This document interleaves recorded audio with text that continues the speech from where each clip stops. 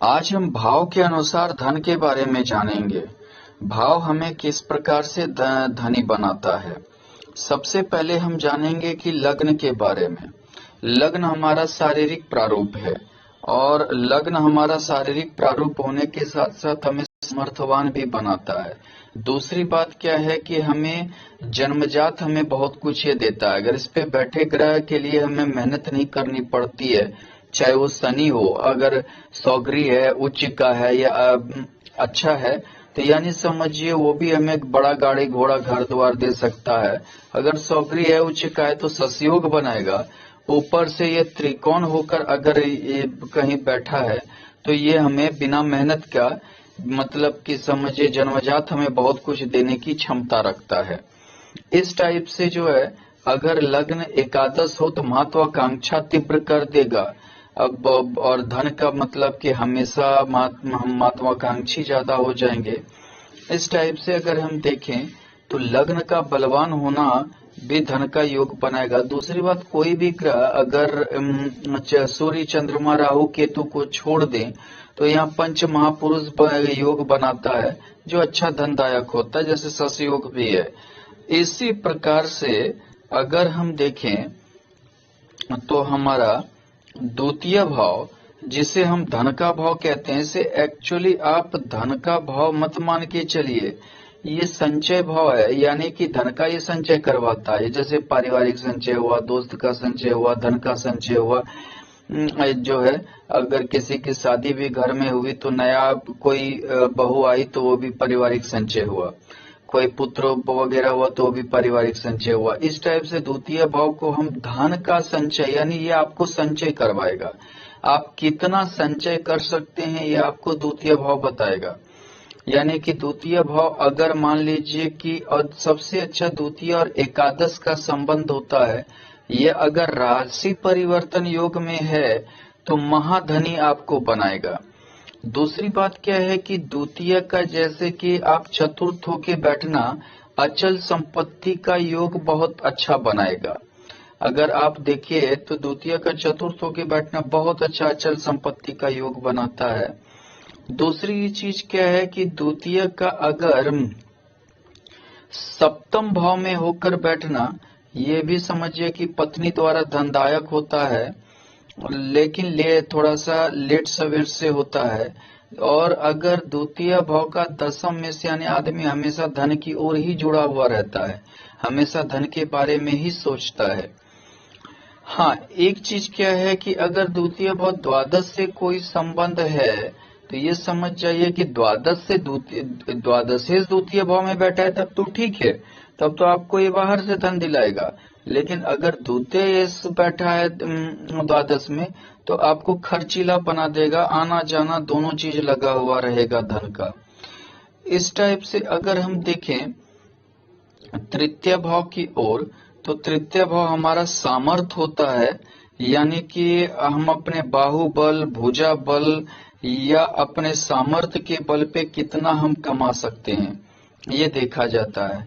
यानी कि ये दायां हाथ भी है, आप अपने सामर्थ्य के बदौलत ज्यादा खड़ा कर पाइएगा।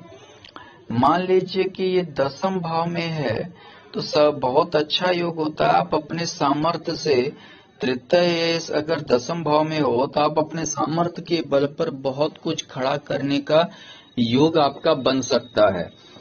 और ये समझ जाइए, अगर तृतीय बहुत ज्यादा किसी का बलवान है तो वो हमेशा अपने सामर्थ्य के बल पर बहुत कुछ करने का योग बना देगा, बहुत आपको कमाने का योग बना देगा।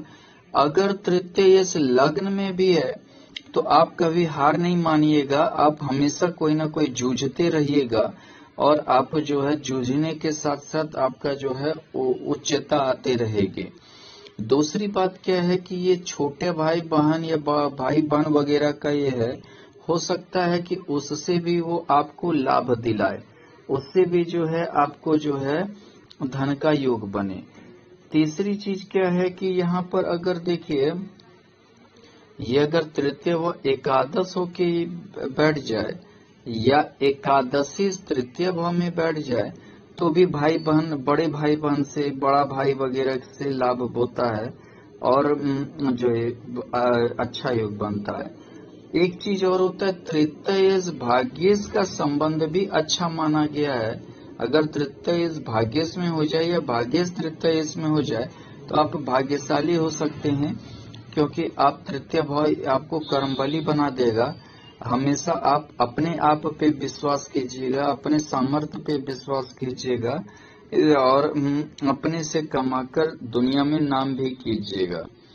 इस टाइप से अगर हम देखें चतुर्थ भाव को, जिसे हम अचल संपत्ति का भी भाव कहते हैं, गाड़ी घोड़ा घर द्वार सारा इसी भाव से हम देखते भी हैं, तो ऐसे में चतुर्थ भाव यानी कि सुख का भाव होता है। इसे क्या कहा जाता है? माता का भाव। माता का भाव यानी माता ही हमें सबसे ज्यादा सुख देती है।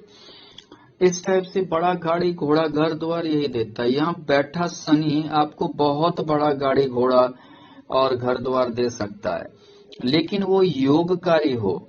अगर वो पंच महापुरुष योग ससयोग में हो तो बहुत अच्छा है।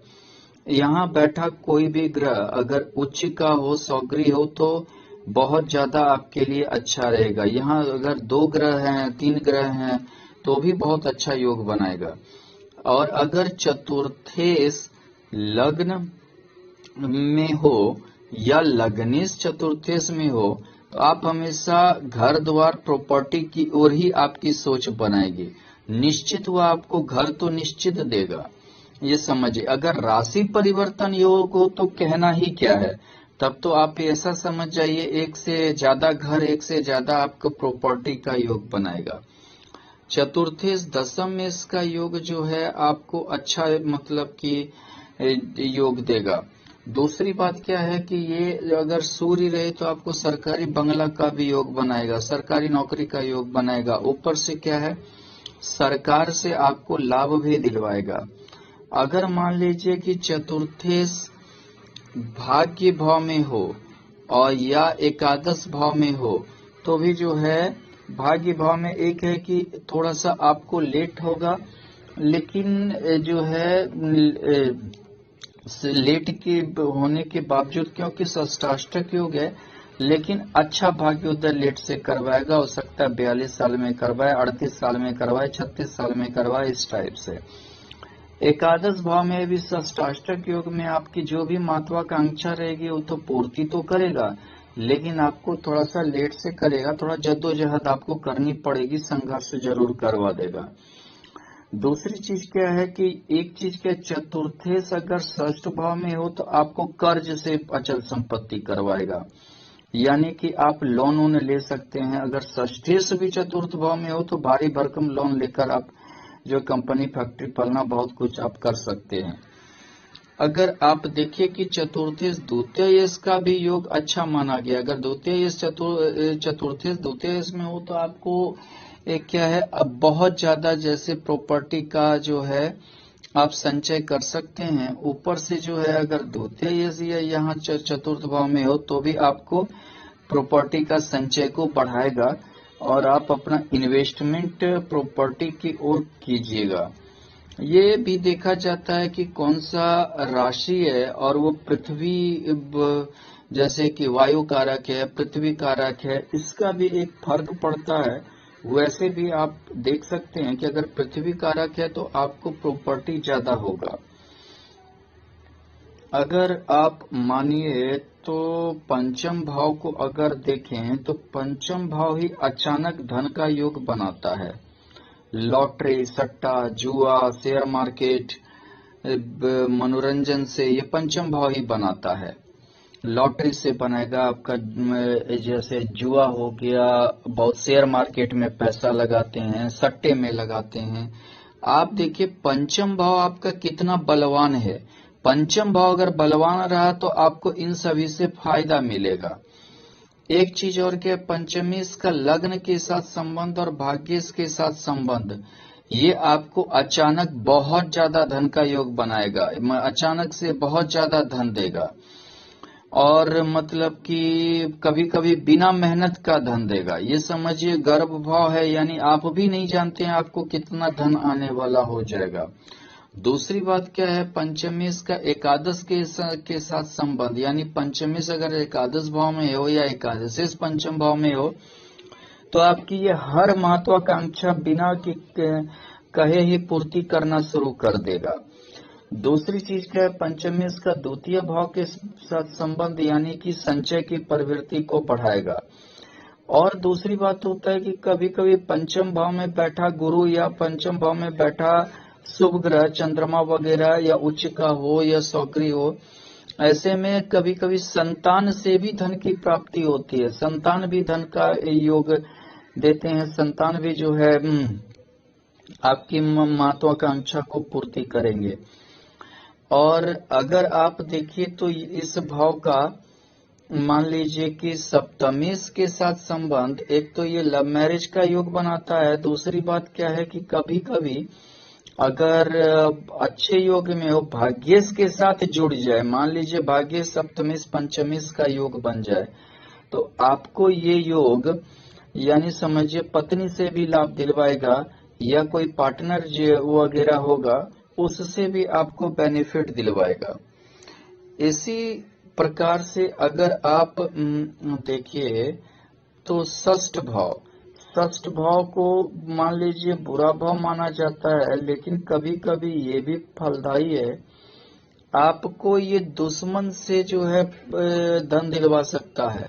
अगर यहाँ शुभ ग्रह रहा तो आपको हो सकता है कि जो कभी आपका दुश्मन हुआ करता था उससे आपकी अच्छी दोस्ती हो जाए, अच्छी पकड़ हो जाए और आपके लिए धनदायक हो जाए। दूसरी बात है कि षष्ठेश का द्वितीय इसके साथ संबंध यानी कि ये समझिए आपको वकालत वगैरह या मान लीजिए कि लड़ाई झगड़ा फसाद ये सब से भी धन दिलवा सकता है। वकालत वही जो है लड़ाई झगड़ा जो भी होता है उसके थ्रू दिलवाता है। ऐसे भी दूसरी बात, आप संघर्ष से जो है काफी ज्यादा धन कमा सकते हैं। अच्छा, ये अर्थ त्रिकोण है, यानी कि अगर इसका योग आपको जो है मान लीजिए कि संघर्ष के द्वारा मेहनत के द्वारा धन प्राप्ति होगी। दूसरी बात क्या है, दशम मेष के साथ षष्ठेश का संबंध, ये समझ जाइए आपकी सरकारी नौकरी में आपको विजयी दिलवाएगा, आप कंपटीशन में विजयी आपकी होगी।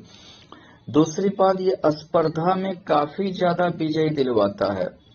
अगर स्पर्धा यानी समझ जाइए कि कंपटीशन में षष्ठ भाव ही विजयी दिलवाता है। आप अगर दशम में इसके साथ इसका संबंध यानी आपको कंपटीशन में विजयी दिलवाएगा, चाहे गवर्नमेंट जॉब आपको लेनी हो या आप ऐसा समझ जाइए कि मान लीजिए कि आप मार्केटिंग कर रहे हैं, आप सबसे ऊपर होना चाहते हैं, तो ये षष्ठ भाव ही आपको विजयी दिलवाएगा। दूसरी बात, लोन तोन वगैरह में भी, कर्ज वगैरह में भी षष्ठ भाव का योगदान होता है। अगर आप लोन लेना चाहते हैं, कर्ज लेना चाहते हैं और बिजनेस शुरू करना चाहते हैं, आप अपने षष्ठ भाव को देख लीजिए, ये आपको बहुत ज्यादा मदद करेगा। अगर मान लीजिए कि षष्ठेश का जो है ऐसा मान लीजिए कि षष्ठेश के लग्न में हो और या लग्नेश षष्ठ लग्न में हो तो आप संघर्षशील आदमी होंगे। आप मतलब हर चीज अपने स्पर्धा से जीतने की कोशिश करेंगे। इस टाइप से जो है अगर हम देखें तो आपको सप्तम भाव की ओर अगर हम चलें तो सप्तम भाव की ओर चलते हैं। ये है हमारा सप्तम भाव, और सप्तम भाव यानी कि आपको हो सकता है कि भाग्येश जुड़ जाए। भाग्येश सप्तम भाव में हो तो पत्नी से धन, शादी के बाद धन, या नहीं तो कोई पार्टनर से आपको धन मिलने वाला है, ऐसा समझ लीजिए। दूसरी चीज क्या है कि सप्तम भाव दशम से दशम है। आप देखिए दशम भाव से दशम है, यानी कि आपको विदेश के लिए भी बहुत ऐसा देखते हैं। हालांकि विदेश के लिए तो द्वादश खास करके देखे, लेकिन बहुत सप्तम भाव देखते हैं, विदेश से इनकम भी देखते हैं। दूसरी बात, पार्टनर से इनकम देखते हैं, इस टाइप से देखते हैं। अच्छा, तीसरी चीज क्या है कि ये अगर एकादश भाव से देह जुड़ जाए तो यानी बड़े भाई बहन वगैरह से भी लाभ देखा जाता है या आपके कर्म क्षेत्र में मदद मिलेंगे। और अगर मान लीजिए सप्तम लग्न का अच्छा योगदान रहे, मान लीजिए सप्तम और लग्न का अच्छा योगदान है, तो ऐसा समझिए कि आप अच्छा मतलब कि अपने बदौलत जो है या अपने मतलब मानसिक स्थिति आपकी इतनी ठोस रहेगी जिससे आप धन अर्जित कर सकते हैं। अगर आप देखें तो यहाँ पर हम चलते हैं अष्टम भाव की ओर। अष्टम भाव हमारा